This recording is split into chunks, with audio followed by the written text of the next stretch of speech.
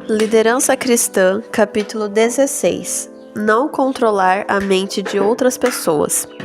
Vocês não devem empenhar-se em moldar as pessoas de acordo com suas próprias ideias, inclinações e práticas. Através de vida consagrada e altruísta, através do poder do Espírito Santo trabalhando em nossa mente, devemos revelar não nossos próprios caminhos e vontade, mas o poder do amor daquele que deu a si mesmo por nós, para que pudéssemos remover nossos próprios traços de caráter e moldá-lo à perfeição do caráter de Cristo. Ele morreu para que pudéssemos cultivar os atributos de seu caráter e elevar, purificar e alegrar o coração e vida de outros. Melhor, muito melhor, seria que alguns homens cultivassem o solo ao invés de lidar com mentes humanas, pois não são sensíveis nem compassivos.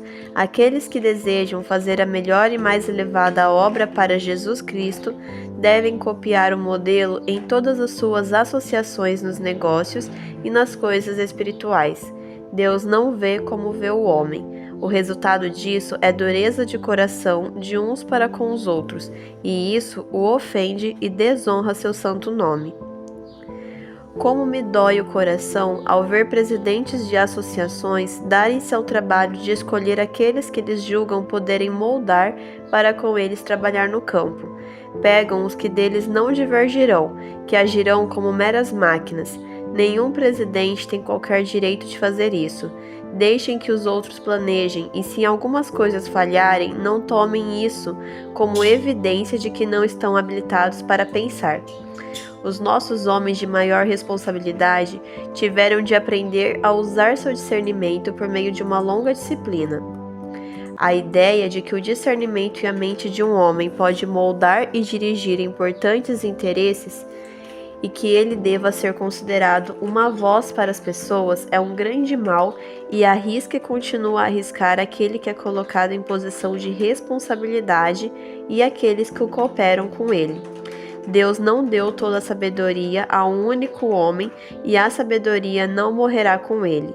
Os que assumiram cargos de responsabilidade devem modestamente considerar as opiniões de outros como dignas de respeito e considerá-las tão corretas como as suas. Devem lembrar-se de que Deus justificou e valorizou outros homens assim como a eles, e que Deus está disposto a ensinar e guiar esses homens. Tem-me sido mostrado haver uma prática que os que estão em lugares de responsabilidade devem evitar, pois é prejudicial à obra de Deus.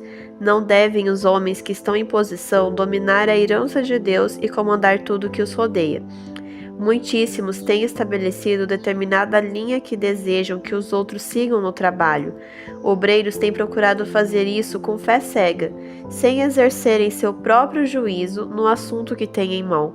Se os que foram colocados como diretores não estivessem presentes, teriam seguido da mesma forma sua implícita orientação. Mas, em nome de Cristo, eu lhes suplico que cessem tal obra. Deem aos homens a oportunidade de exercer individualmente seu juízo.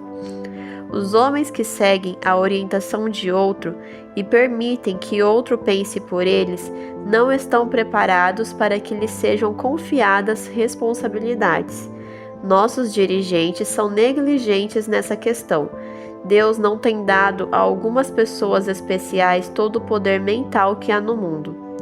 Os homens que estão em posição de responsabilidade devem acreditar a outros alguma percepção, alguma capacidade de juízo e previsão, e considerá-los capazes de fazer a obra entregue nas suas mãos.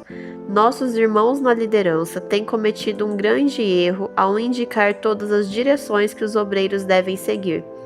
E isso tem resultado em deficiência, na falta de um senso de responsabilidade no obreiro, porque eles têm confiado que outros farão todos os planos para eles, e eles mesmos não assumem nenhuma responsabilidade.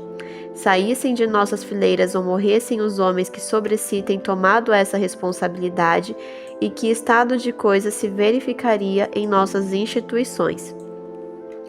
Devem os dirigentes dar responsabilidades aos outros e permitir-lhes tempo para planejar, delinear e pôr em execução, para poderem obter experiência.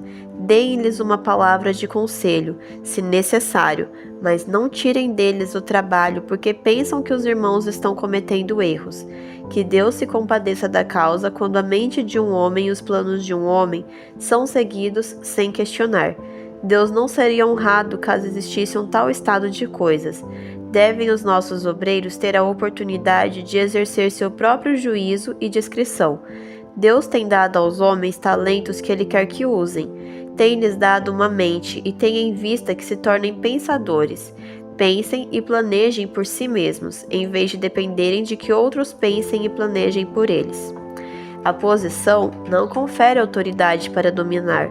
Todo ramo da obra de Deus deve ser reconhecido, e Ele mesmo concedeu uns para apóstolos, outros para profetas, outros para evangelistas e outros para pastores e mestres, com vistas ao aperfeiçoamento dos santos para o desempenho do seu serviço, para a edificação do corpo de Cristo. Efésios 4, versos 11 e 12. Esse texto mostra que deve haver diferentes obreiros, instrumentos diversos. Cada um tem uma obra diferente e distinta. De ninguém é requerido que assuma o trabalho de outro e tente realizá-lo, embora desqualificado. Deus tem atribuído a cada um de acordo com sua habilidade. Um homem pode imaginar que sua posição lhe confere autoridade para ditar o trabalho de outros, mas não é assim.